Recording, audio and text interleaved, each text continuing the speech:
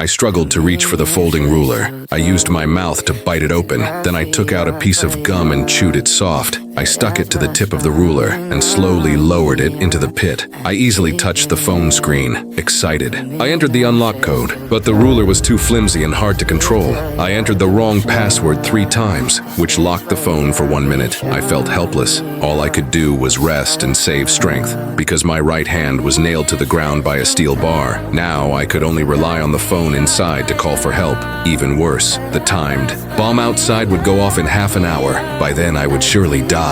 I tried again, but to my shock, the gum stuck directly onto the phone. I had no choice but to chew my last piece of gum. I fixed it carefully on the ruler. This time I was extremely cautious. Luckily, I unlocked it on the first try. I quickly dialed the police, but just as the call connected, the signal suddenly cut off. I tried again, but I accidentally knocked the phone over. I broke down instantly. The broadcast outside kept reminding me the explosion was getting closer. When I hung my watch up, I noticed a box wedged above, twisted my body in pain. After a long struggle, I kicked the box down. Luckily, inside was a file. I looked up at the lock above me and felt a surge of strength. Soon I managed to saw the lock open. Then I grabbed the ruler and forced the bathroom door open. But the ruler snapped under pressure. Right then the alarm went off again. Only 15 minutes left before the blast. Time was running out. In despair, I pulled out a knife. I was ready to cut off my injured arm, but fear made me hesitate. Then I looked at the rangefinder in my hand and suddenly had a new idea. I propped up the toilet again, measured the distance to the wall with the rangefinder, then sketched it on paper to figure out where I was trapped. I pulled out my lighter,